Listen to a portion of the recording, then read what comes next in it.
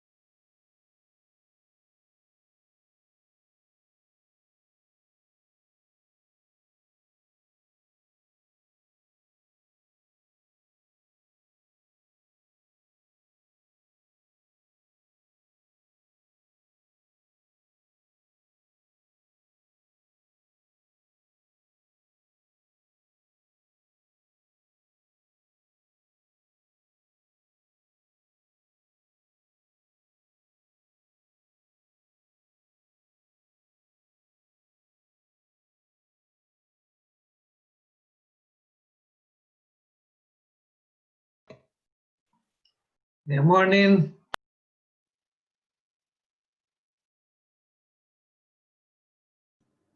Morning. Morning. Morning. Good morning, everyone. Hi, good morning, everyone. Good morning.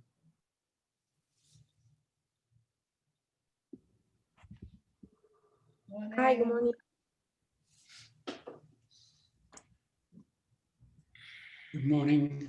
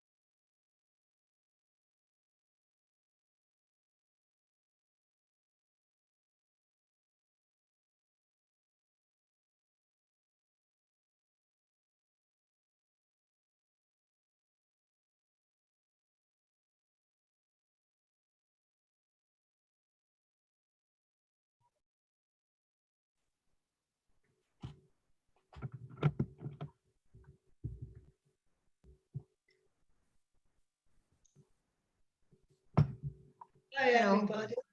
Hello. Hello. Well, it's 11:30, right?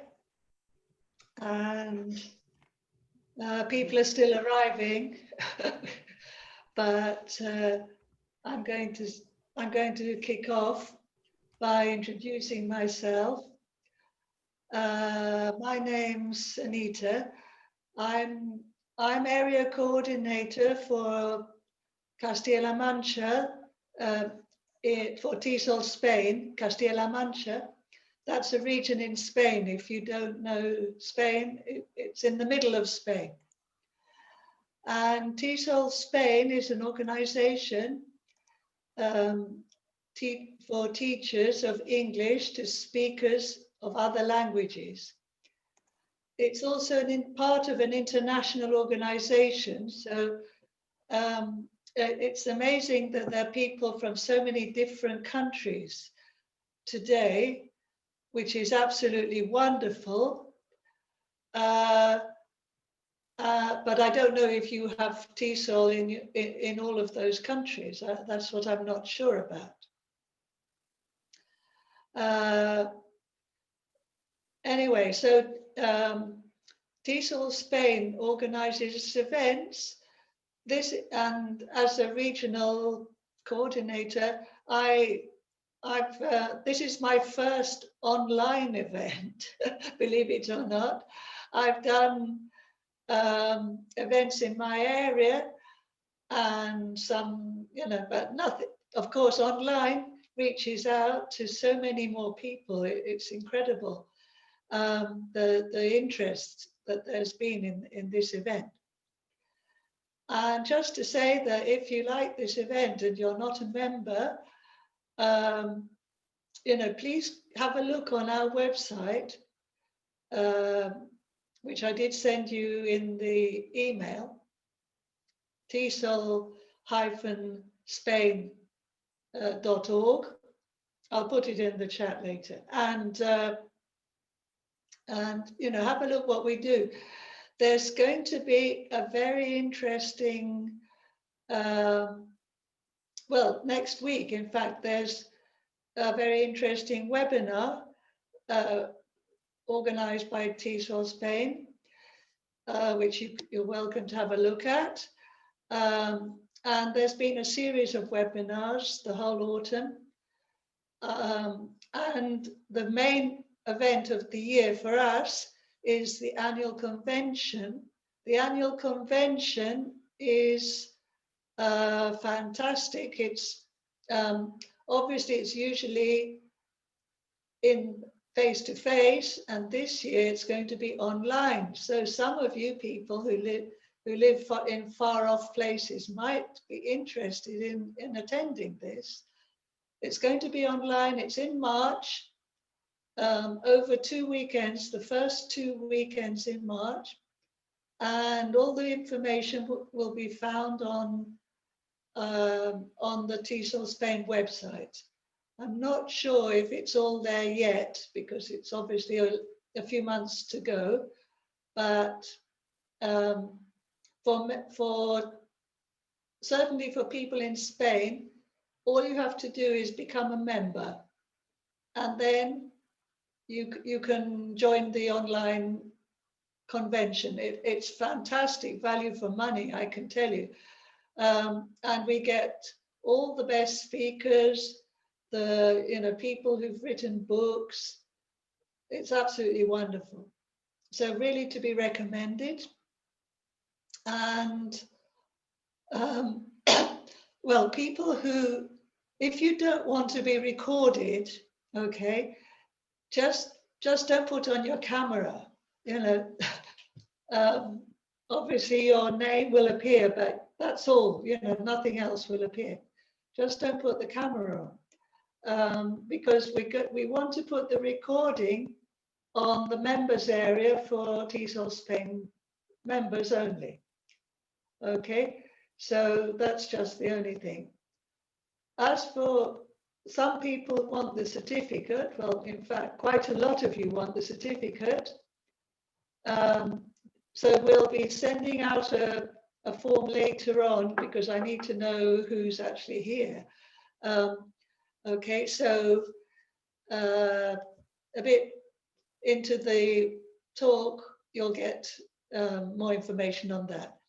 And it might take a few days or a week or two for me to send out all the certificates, but be patient, it will come. Okay, so now on to our speaker, Rania Essa. She's, well, some of you may know her. I know her from Facebook, basically. Facebook, she has a wonderful Facebook page, English with Rania, and she also has YouTube, I think, a YouTube channel, and she puts wonderful tips and ideas and things like that. I really like what she does, and I think she's quite amazing. And I'm really looking forward to hearing her talk. So maybe I can pass you over to Rania Essa. She teaches at present, I understand she teaches junior high, which is early teens, but she has had experience of many ages. So that's, I'm sure what she has to say will be relevant to every kind of teaching situation. Okay, Rania, are you there? Yes, I'm here. Thank you very much, Anita, for that lovely introduction. Thank you very much, much appreciated. Welcome, everyone. I'm so excited to have you all here joining from different parts of the world. We're all here together to get to know more ideas and probably be inspired and to improve ourselves as English teachers, because I'm sure we all want to do the best for our students. This is our joint and mutual goal at the end. So in today's session, we're going to talk about how to gamify your online English lesson. I would really appreciate if you can keep yourself muted. You can open your camera, and once we finish, or I will stop at certain points, and I will see if you have any questions, and then I will move on to other ideas. I really recommend that you have a notebook, a piece of paper, a pen, or a pencil, anything to write with, because I'm going to pretty much give you many suggestions and many ideas. And just like I tell my students, it's always a good idea to write things down, because once you write it, you own it, you remember it later on. So without further ado, let's begin. So we want to move from this passive bored student to a student who is more excited about learning, more engaged, more happy. And we all know as educators, engagement is the key to getting our students learning. So how can we get them engaged in learning, especially now that we are mostly have to be teaching online? So let's see how we can do that. In today's session, I'm going to talk about gamification. What is gamification? And I'm going to give you some practical ideas that can help you spice up your English lessons. And I'm going also to show you 3 ways to gamify your English lessons. And without further ado, let's begin. We talk about gamification. Of course, you know that the word gamification is taken from the word game. So what's a game? I would like to hear your input. I'm going to send out a link in the chat. And I would like you to type in what comes to your mind when you hear the word games or game. So please click on the link. I'll send it again. I would really appreciate if you can go to the link and then type in your answers and not type in your answer in the chat box. Thank you. Now let's see your answers. Okay, so you wrote excitement, fun, having fun, entertaining, competition, fun, engagement, amusement, motivation. I agree. What else comes to your mind when you hear the word games? Reload this. Wow. I love this. Meaningful learning. Totally agree. Discovery, surprise, joy. Using part of the game for education, improving your skills, challenging, very good. Engagement. Play. Great. Everybody has a chance. I love that. Wonderful. Yes, I totally agree with you. You have some interesting points here. And yes, this is what gamification is all about. So what's in a game, as you suggested? A game is, inside the game, we have this uncertainty of outcome. We don't know whether we're going to win or lose, whether we have to go back or go forward. There's this uncertainty of outcome that makes it more engaging. I totally agree. And in a game, there's this element of a competition. It doesn't necessarily have to be a competition between myself and another person, or my group versus another group. It can be a competition between me and myself, and proving to myself that I can do better as well. What else is in a game? In a game, we have this elements of fiction. We have the beginning, the middle, and end, and there's this twist. Just like in a story, we have that twist. We have that also in a game, And there's this personal enjoyment that you all mentioned before. We all love games.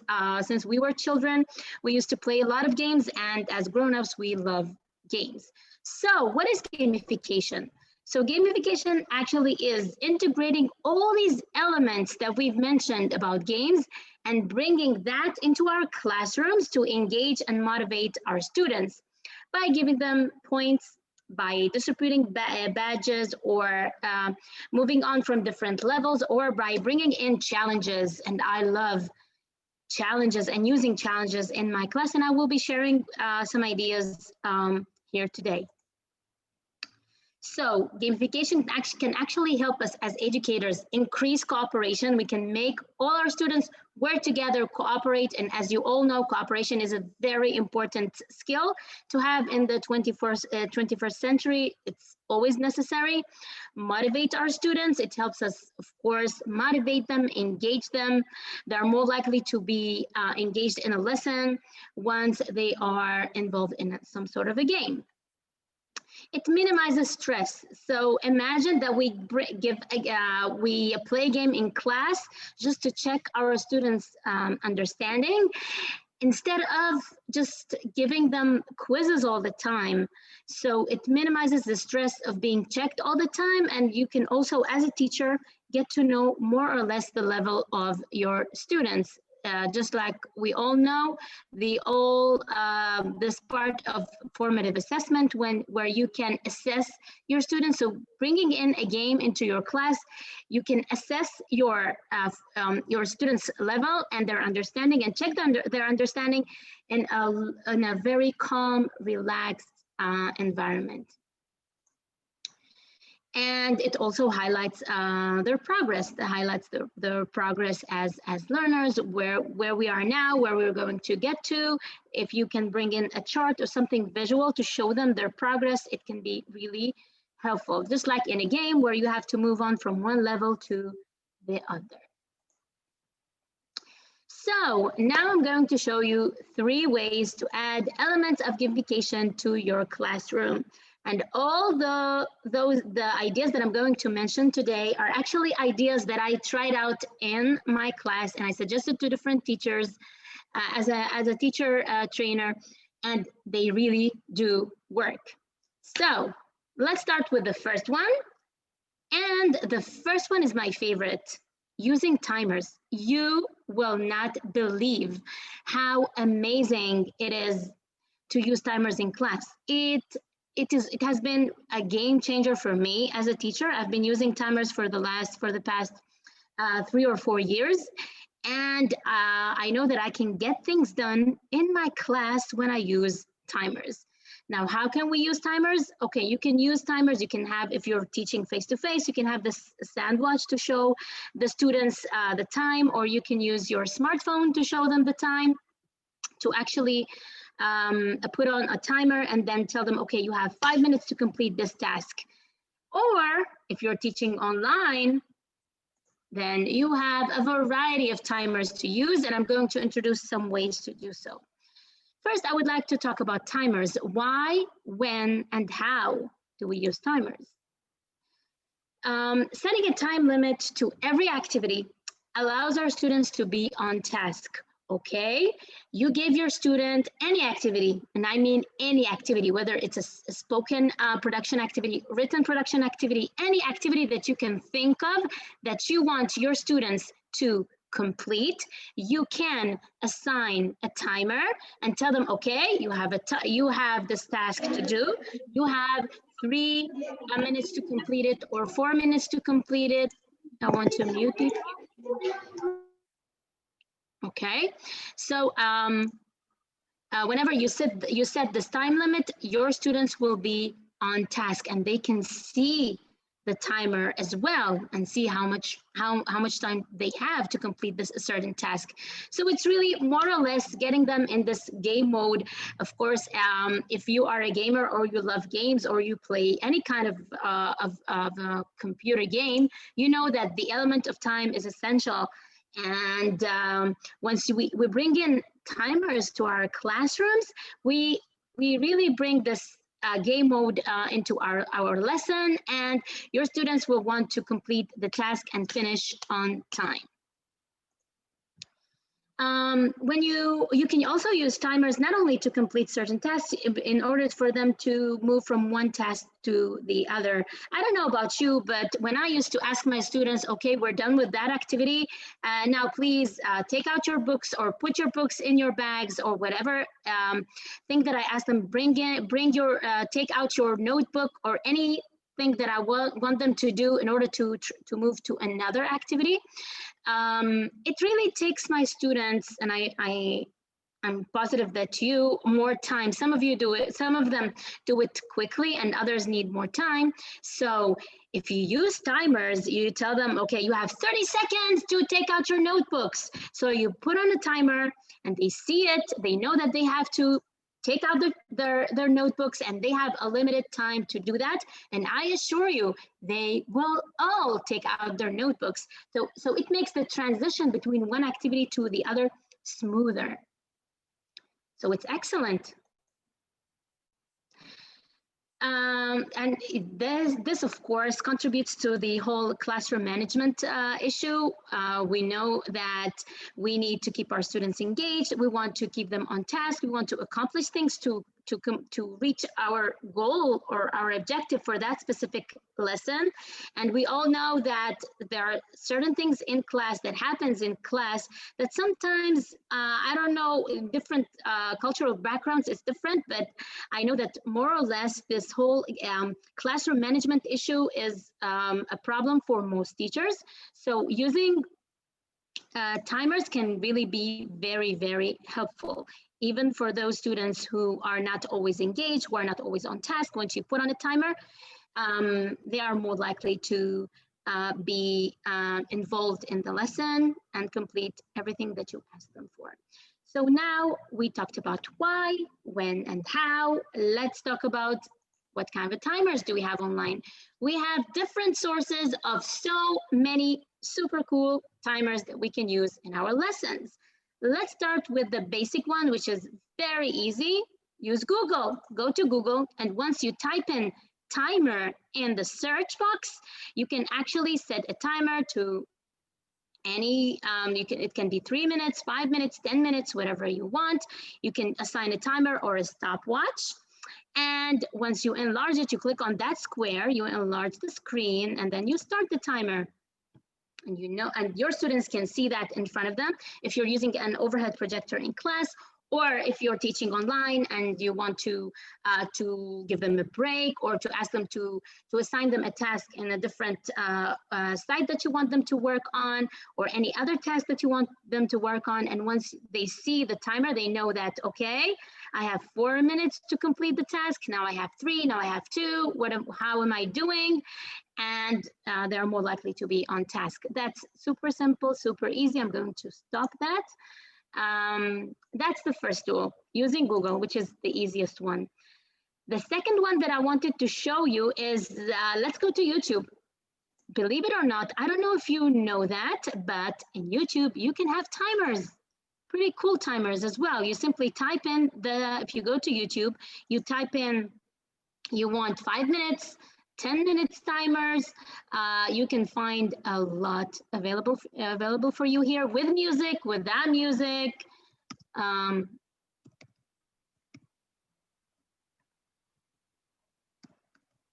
Okay, and there you go. You see, you can choose anyone that you think is suitable for your students, and you can put it. Let me show you this one, for example. It has calm and relaxing music. And there you go.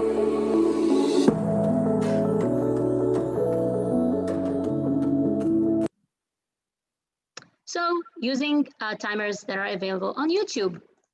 Another way to use timers is to go to the site called Online Stopwatch, which you can log in without having your own account. You can have an account, but not necessarily in order to use the timer feature.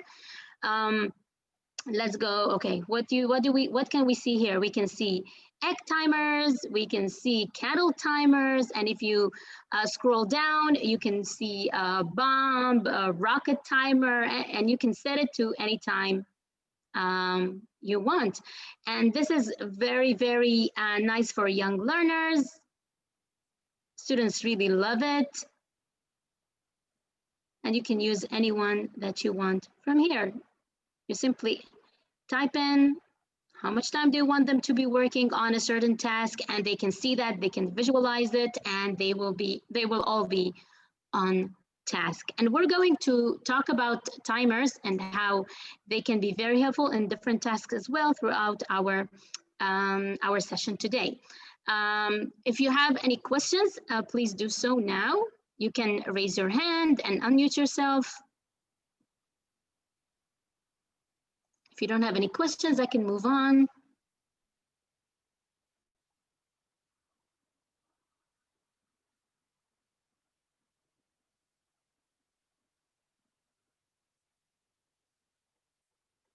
Yeah, okay, I can see, I'm looking at your, at the chat. Okay, if you're not able to use Google in your classroom, then use the timer that you have available on your smartphone. Yeah, and Nancy, everything here, everything that I suggest in this session today is free because free is my favorite price. Great, thank you.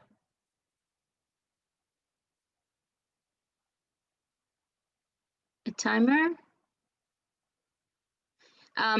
If you want to integrate a timer, I'm going to show you that. I can show you that. If you want to integrate a timer into your presentation, if you're using Google Slides or a PowerPoint presentation, you can actually use YouTube timers and simply copy the link and then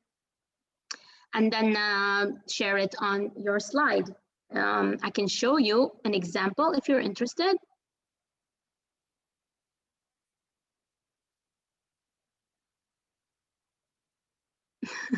Great, Nancy.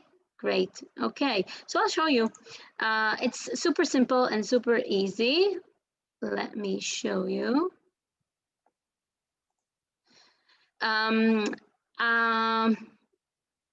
Let's go to YouTube timers. Okay, let's say that I want to use this timer. So I go to share and I simply copy the link.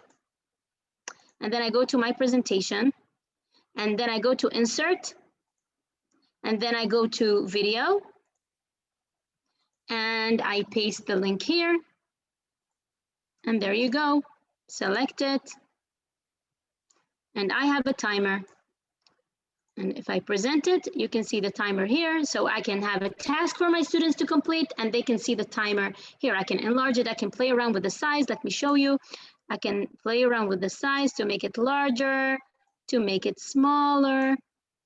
It can be tiny, and you can play it. It's very simple, very easy, and it's a game changer, believe me. Okay, I think we can move on if we don't have any other questions. Let me take a look at the chat. Great, okay, so let's continue. We talked about timers. Let's talk about visuals. I don't know about you, but I am a very visual learner, and I know that my students are. So using visuals is actually a great way to gamify teaching and to make the whole process of learning online much more engaging, much more enjoyable. And you as teachers as well, whenever you're in a webinar or in any other lecture that you have to attend online, and you see presentations that are actually full of text, and this presenter who is lecturer who is talking all the time, and all you see is that text in front of your eyes, versus seeing a picture and a little bit of text and the presenter explaining, you are more likely to be engaged when you see that image.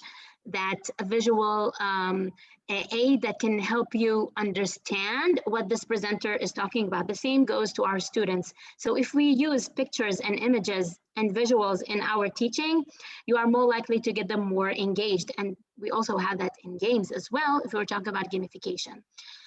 Let's start with the first activity that I wanted to share with you, and I shared it on my YouTube channel that I'm going to tell you about later on. This activity is called Zoom In.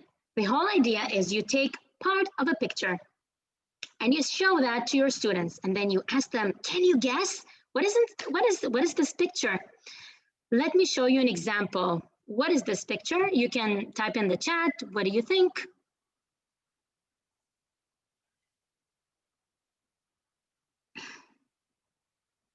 A flower, maybe. Leaves, close enough. Some kind of a vegetable, I agree. Corn! Yay, great. It's a corn. Great, thank you. Let's move on. Corn, great, wonderful. Let's move on to the next picture. What do you think this picture is?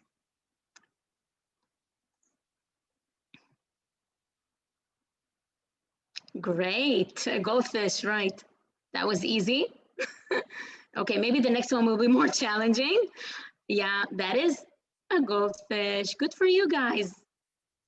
Okay, what about this? Can you guess? Cheese. You guys are great. Awesome. Great. Cheese. Wonderful. Yes, cheese. Okay, let's move on to the next one. I hope that this will be challenging for you.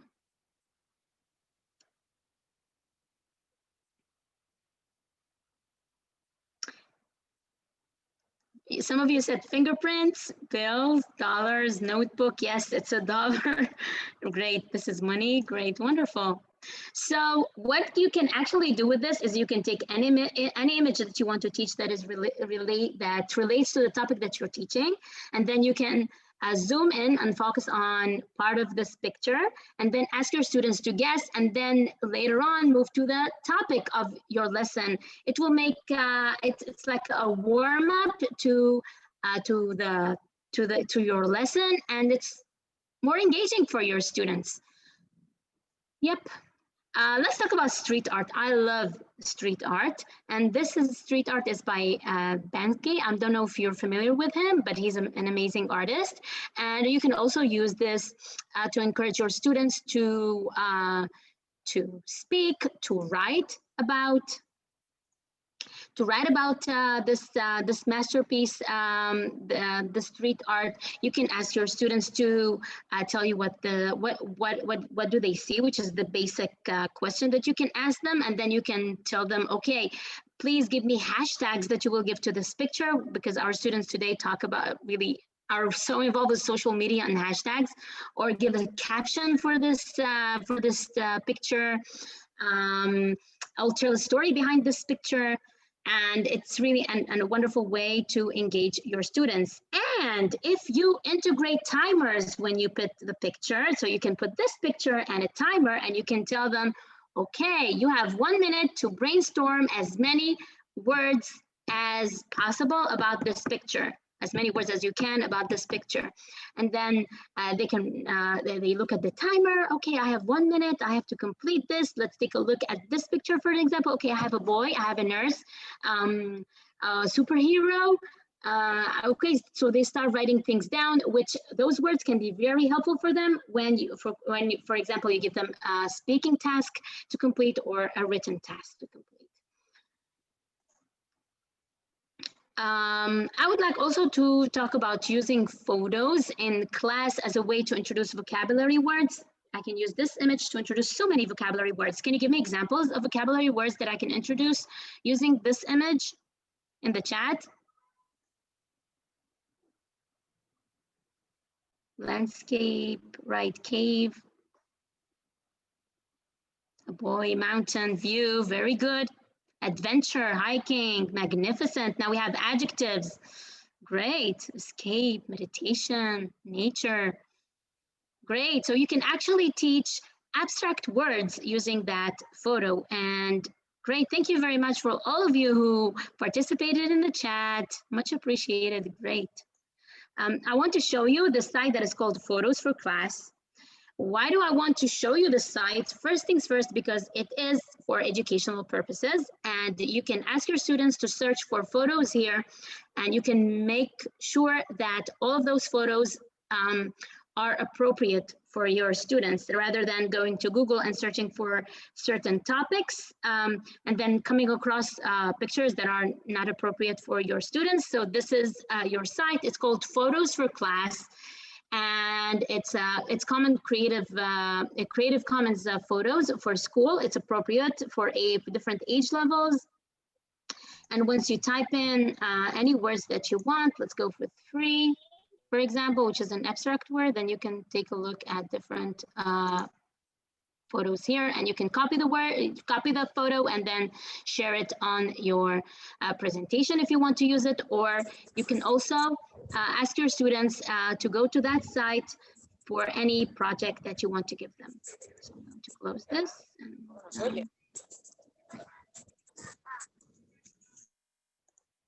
Okay. And I would like also to show you, I muted people, I don't know why. Okay, I muted you again. Okay, I love this and I am gladly sharing it with you. New York Times has this section inside their website that is called "What's Going On in This Picture." And the whole idea is that you use this picture depending on your students' level, and ask your students to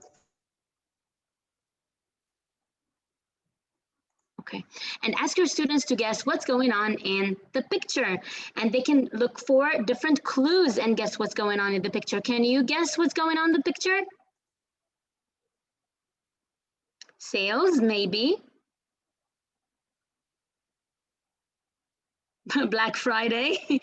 Okay, Valentine's Day, because you see the balloons.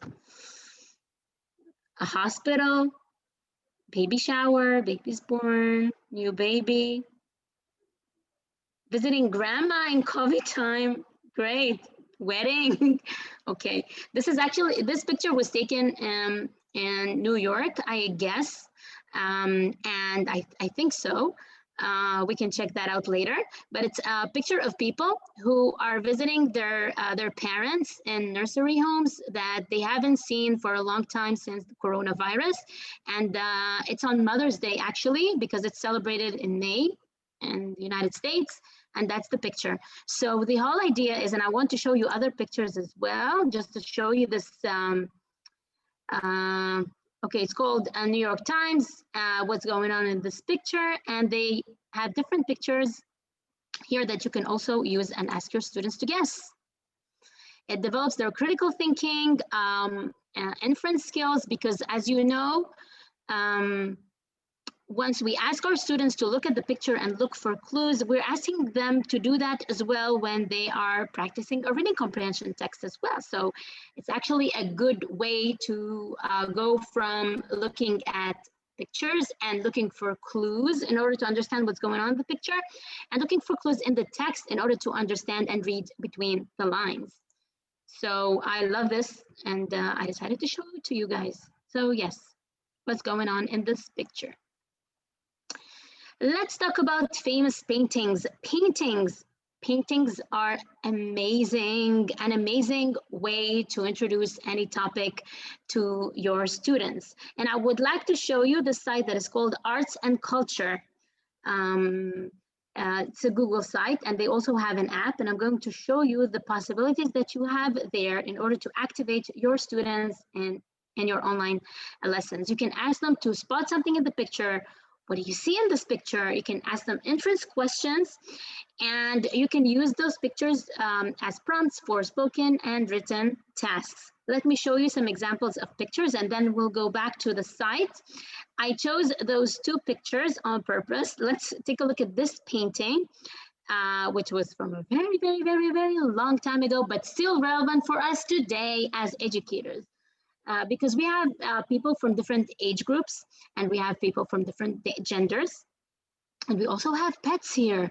And we also have all kinds of activities going on in this picture. So we can use this picture to talk about present progressive or past progressive, which is something that happened in a specific time in the past or present. So we can use that painting to practice grammar, to brainstorm different words, to infer, to maybe infer the relationship between the people in this picture, or for young learners, they can spot the pets in the picture, because we have a parrot, we have a bird, we have a dog. So using this painting, you can start off your lesson and get your students engaged. And I love this picture of this old woman and a boy and a candle. And again, you can use that as well. Now, let me go back to the site that I wanted to show you, which is called Arts and Culture. Wow, the amazing things that this site has to offer. Amazing paintings, virtual exhibitions, gallery exhibitions. Some of you are familiar with it, but I just wanted to show it to you anyway. Different paintings, celebrating, as you can see here, Black history in Brazil. You can explore that. Food in the art history, waterfalls, different colors. You have different colors here, and then you can ask your students to choose any color that they want, or what color do you feel today? They can choose the color how do they feel today? And then they can choose one of those pictures and talk about it, or write a paragraph about it. You can do anything you want and be creative using this option that you have here. You can discover, as it's written here, over 10,000 colorful crafts by simply selecting a color. And I would like to show you this option. We talked about zooming in. Let's zoom in into an art masterpiece. So you have this YouTube video. And what I wanted to show you here is you can move this picture to any point that you want, and it will automatically zoom in. I wanted to zoom into that part, this part. Okay, so you can ask your students questions about this picture, about this woman, about this house, or depending on the level of your students. So you can ask, how many windows do you see? What is the color of the window? Whatever, or what kind of rooms do we have in this house? Who is this woman? Who is she waving to? And then once you click on play, it will zoom out and you can see the whole picture. And I think this is lovely.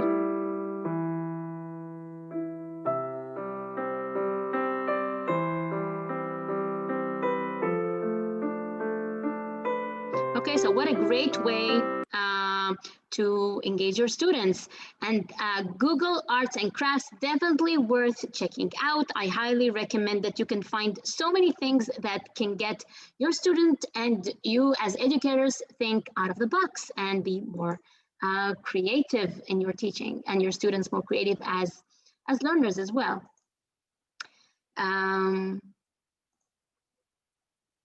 This all falls into the category of pictures. Now let's talk about setting a challenge. I love challenges. Setting a challenge, the kinds of challenges that you can bring into your classroom and get your students more engaged, and bringing this gamification element into your lesson. Let me show you the sentence challenge that I'm very excited about, because it really worked in my class and in other teachers' classrooms as well. The whole idea is you bring in any picture, and let me show you this activity that I prepared, as you see here, in 2018, 2 years ago, and it was really a success. Present, past progressive. I wanted my students to use the past progressive in a meaningful way. So ask them to write the numbers, and then they have a limited time to write sentences about that picture. And I'm going to show you the pictures now using the past progressive. So here you go. How many things you can write here? How many sentences? Can you give it a try? Let me see your answers in the chat.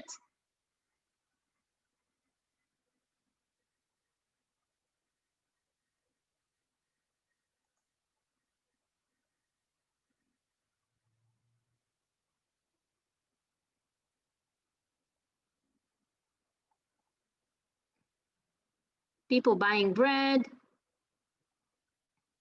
Right. The woman was looking into her bag when the man was walking down the street. And then you have this use of past progressive as well. Great, the woman is paying. So if you're talking about the past, the woman was paying for the bread. Yeah, probably was taken before coronavirus, before the pandemic, right? Great, lovely.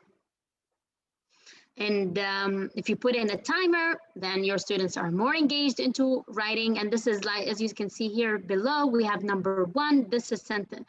This is picture 1. So they write 1 and they write as many sentences as they can about this picture. Then more pictures and more pictures and more pictures. And this is called sentence challenge. And I am sure that this will be more engaging for your students than simply asking them to write a sentence. Just go, write sentences using the past progressive.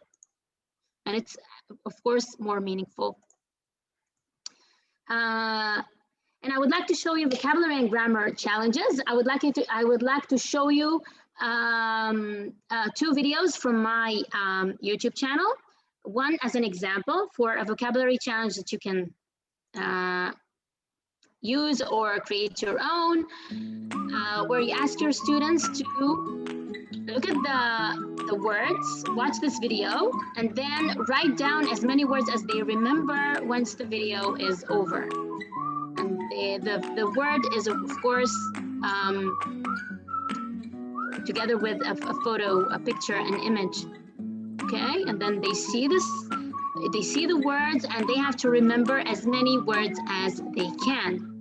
And this is also integrating this gamification element into our classroom, and then they will link the all words together.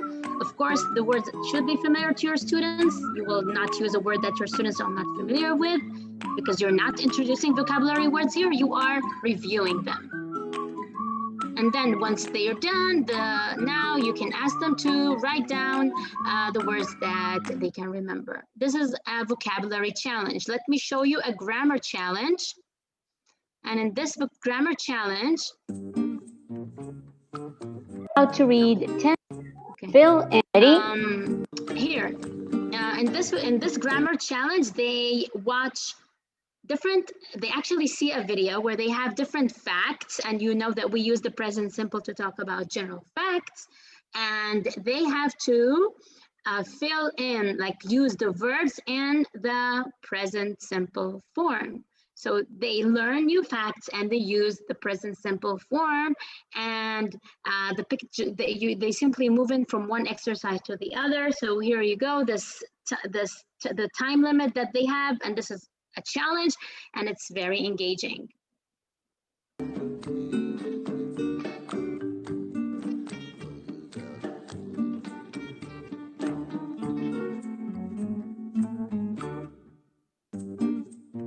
Okay, so that's an idea, another idea for a grammar challenge, and you can also use the pictures that I showed you before as well as an idea. Now let me show you my favorite reading comprehension challenge.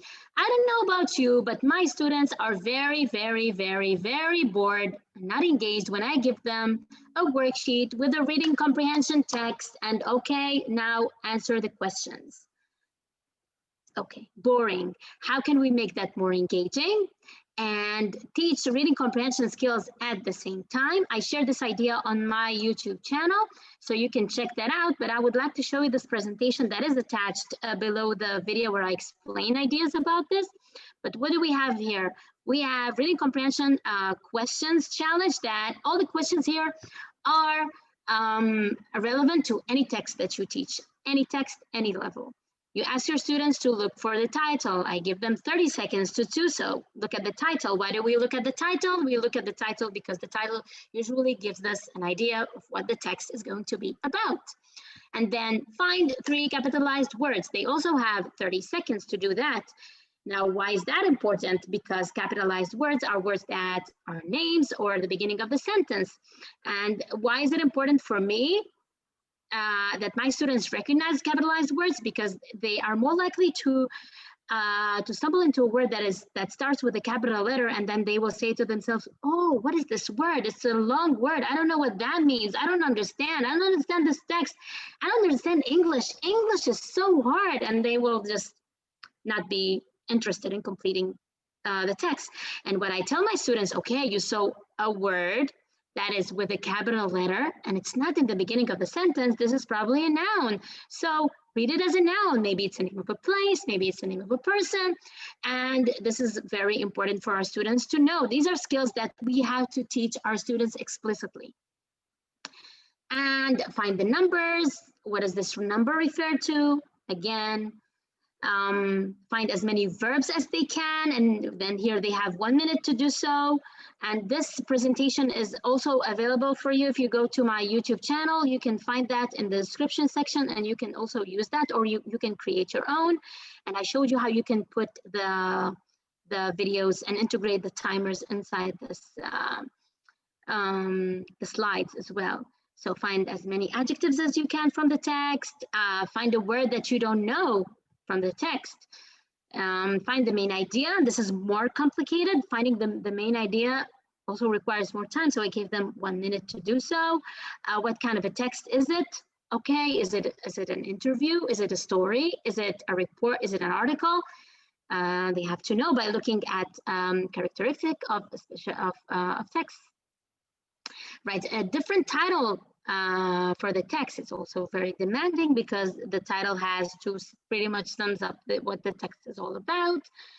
Find a pronoun. What does this pronoun refer to? And here you go. You're teaching a reading comprehension skills in an engaging way that is, of course, super interesting to your students, other than teaching them in a formal, regular, normal, boring manner.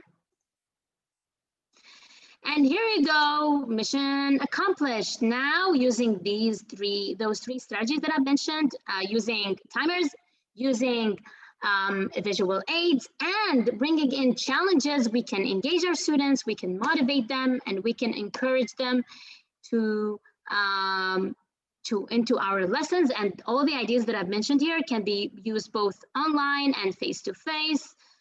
And we can, of course, empower our students. If you have any questions, you are more welcome to do so.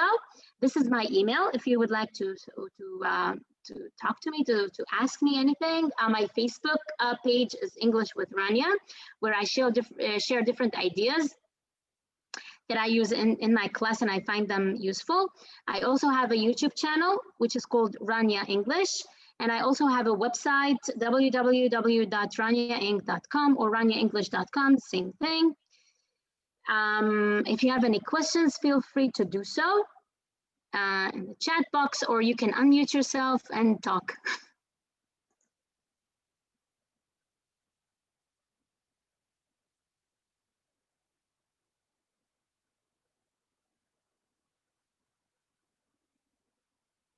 Great, you're welcome.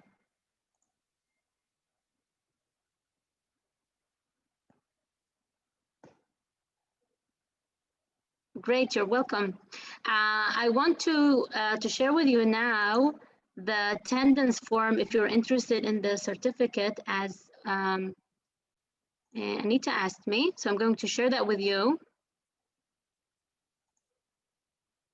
I'm going to put that in the chat. So you can fill it in if you're interested in the certificate. Anita, if you want to say something about that.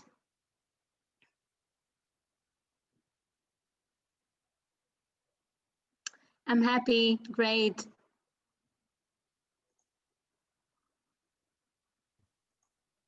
Okay, hello, hang on, I've lost how to put my camera on. All right. Okay. Yes, okay, it's coming. Okay, yeah. So if anybody needs a certificate or wants a certificate for attending today from TESOL Spain, please fill in that form, because I need to know that you were here, because obviously there were people who signed up and didn't come. So it's important that you fill in that form. can you, if you can't find it, let us know. Yes, it's useful. We need your name, your email, your country is useful. And it might take me it won't be immediate. I won't be able to send the certificate tomorrow, but I'll do my best. I'll be as fast as I can. Yes, there you have the link in the chat. Okay. And yes, I need that because otherwise I don't want to send certificates to people who didn't come. And Rania, that was absolutely fabulous. Thank you. As people were saying in the chat, it's a lot of information to take in at once. I'm sorry, but but I really wanted to share that with you. Maybe when you watch the video, the recorded session, you can take it one step at a time, slowly. Yeah.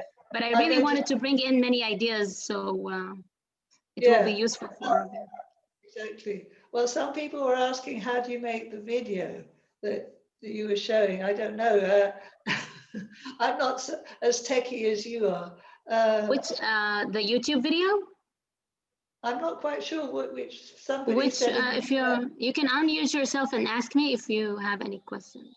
Yeah, somebody had a good question about that. The recording will be available, but for members, for TESOL-SPAIN members. And if you are a member, you go to the website and you have to log into the members area, okay? And that's where you find the topics that are only for members. But if you're not a member, you can go to the website, of course, and have a look and find out other information. And yes, so I do recommend that. Oh, there's an interesting question here, Rania. Where do you find the emojis, interactive images from your presentation? The GIFs. Okay. Yeah. So, some people call it GIF. Some call it a GIF, but either way, it's the same thing. There's this site called Giphy. Would you like me to share screen and show you? Yeah, yeah. I will do that. Okay.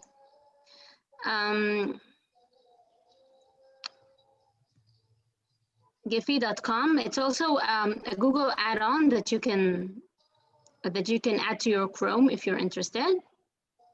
And you can search for any topic, let's say learning, whatever, something that you want to. Okay, so we have a lot of GIFs here that you can use. It takes a little bit of time for it to download, but I like to go with the stickers because they're transparent and easier for me to integrate into my slide. And let's wait a few seconds for it to upload.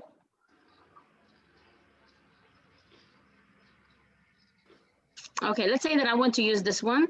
So I simply click on this, as you see the link.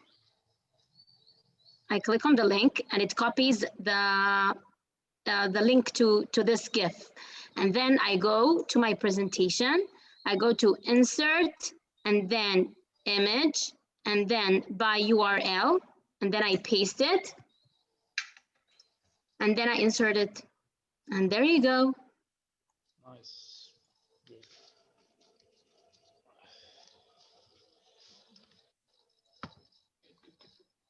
That's it, basically. Oh, yeah. It looks so easy when you do it. It would take me much longer, but I suppose it's a question of practice, isn't it? Yeah, it's not that complicated. No. Anything is possible if you're interested. If you want to learn something, it's possible. Yes, of course, yes. Yeah, I'm going to stop sharing screen now. Yes, great. Does anybody yes, have any Anita. other question? It's good to have questions. You're welcome. Thank you for everyone who is writing in the chat. I'm happy. Yes, some very nice comments. Sorry.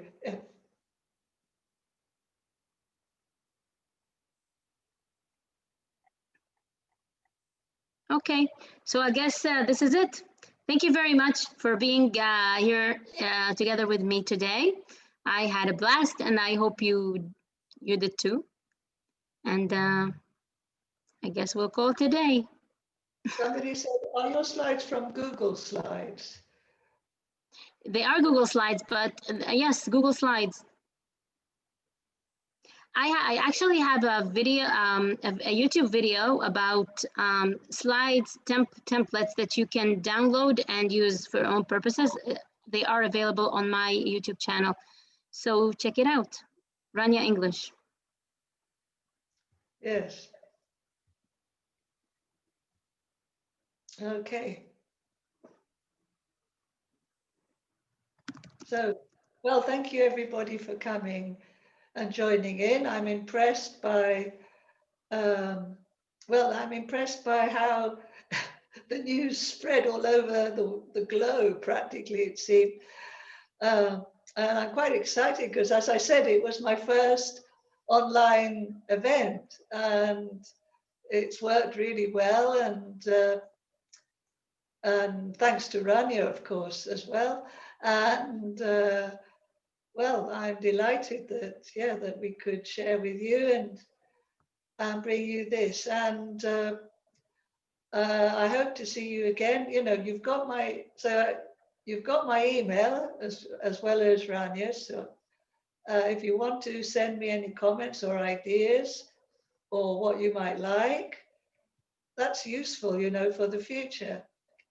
And I'll pass it on to my colleagues in TESOL-SPAIN, of course. And yes, and as I said, check out the website because there are some very interesting activities going on.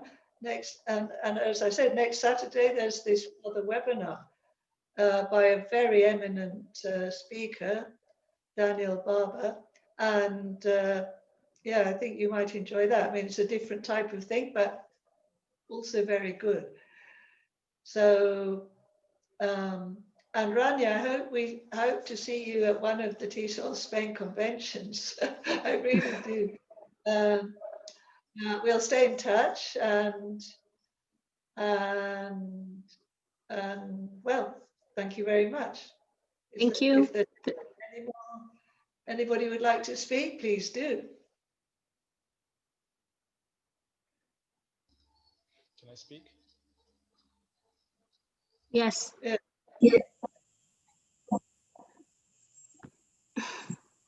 Ulva wants to speak. We can't hear you. Really? Oh, no, yes. Now we can. Okay, so thank you for this opportunity. It was like, it was really, really interesting. I learned a lot. I mean, there are small activities, but they make really big change. So I'm really happy to join this Zoom meeting with you. Hopefully we will do more so we can learn more also. Thank you. Thank you. Can I speak as a Rania? Thank you for sharing everything. I still have a question. Sorry about the delay of questioning now. How do you reward your students when they win the small games that you like? How do you usually can reward them? I don't think that rewarding should be something that is material. Just the fact that they won the game. I use a lot of, I didn't want to integrate a lot of digital tools here because I know that teachers are bombarded with so many digital tools that it might be confusing. I didn't want to teach you a new tool because I wanted you to see how amazing things that you can do with the things that are available and super easy to use. That's the first thing. I use quizzes, for example, a lot. I love it. If you can check it out. And I use Quizlet and Quizlet Live. And the fact that they won this game, this feeling of winning, I think that's a reward for itself. Okay. And when you praise them and you say, great job, and if they didn't win, then it's okay, you tried. I saw that you tried because you can see their scores. and you can follow their progress when you use those games, those online games. So that I think makes the whole difference. Thank you. Okay, thank you. Thank You're you for sharing. welcome. Okay. Well, any more? Don't be shy. Here's your chance. Thank you, Nancy.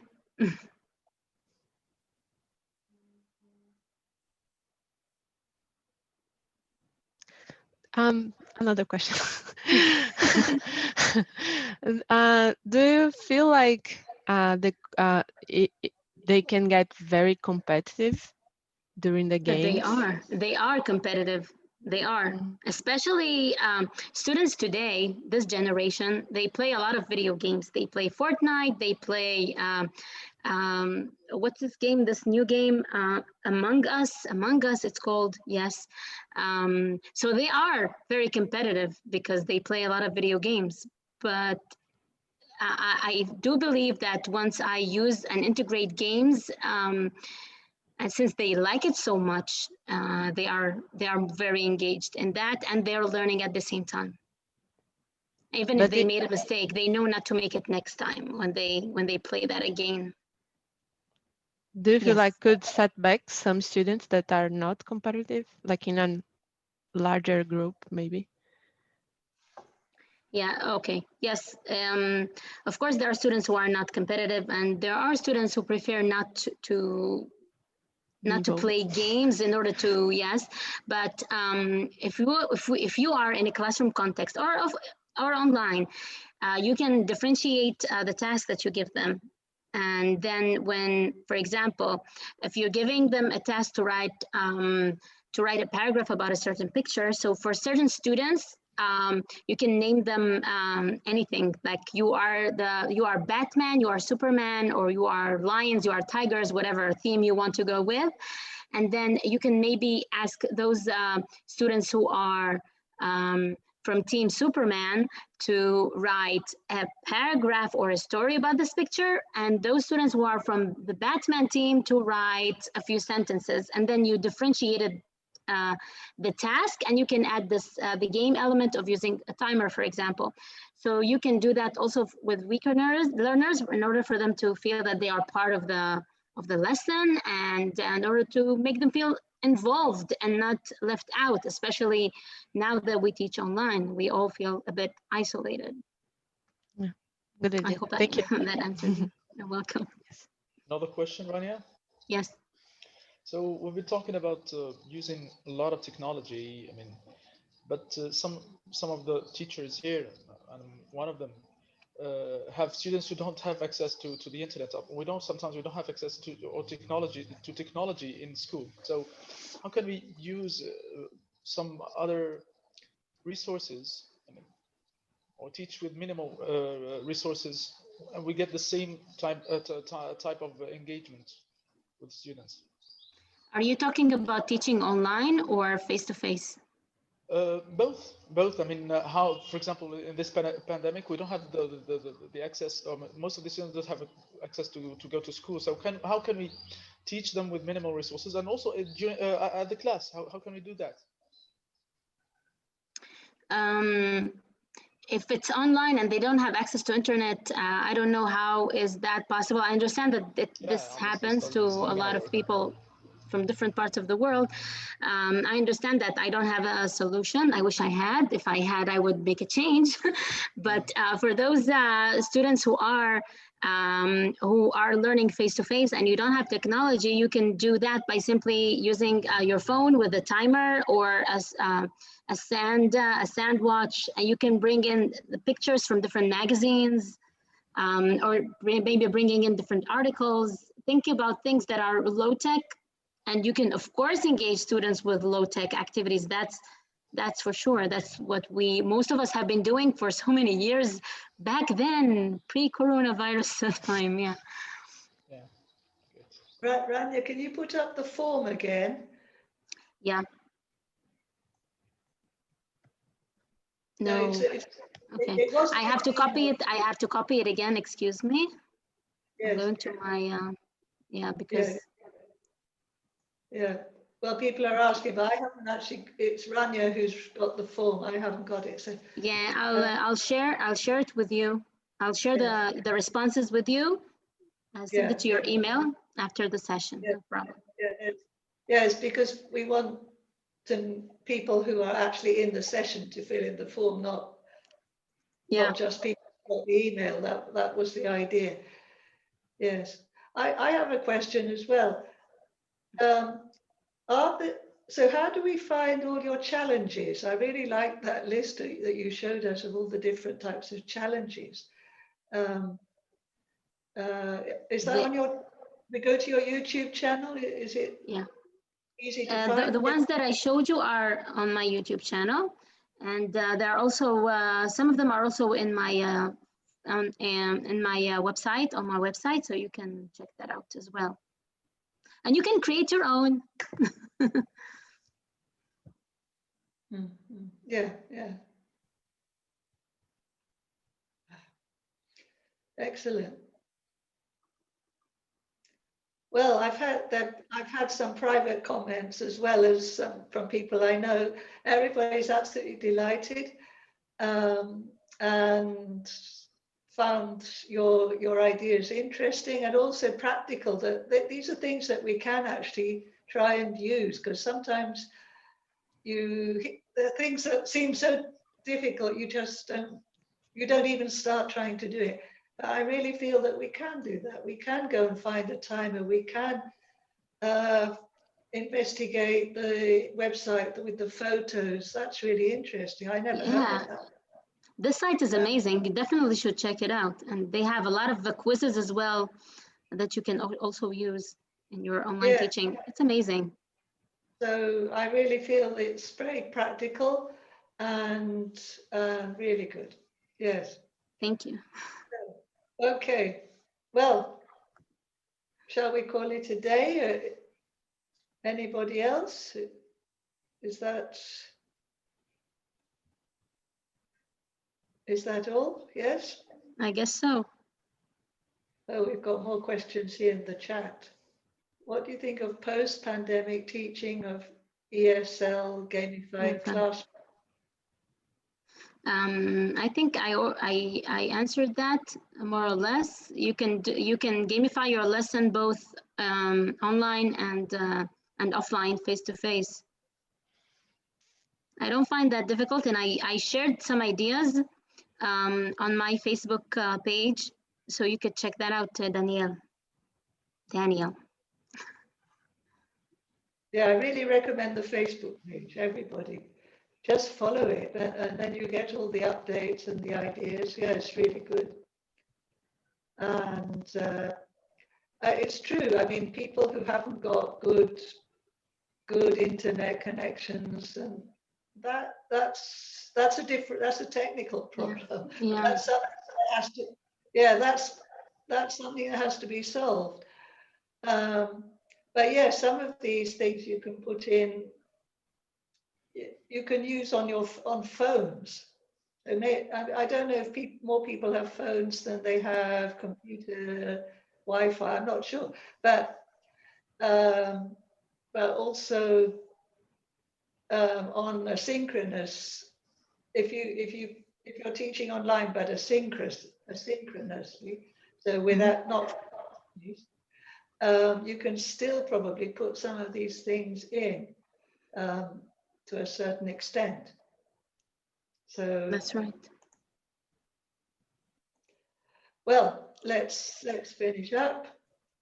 Some people need to have their lunch. I don't know. Not in you know, we're late in Spain, but elsewhere maybe.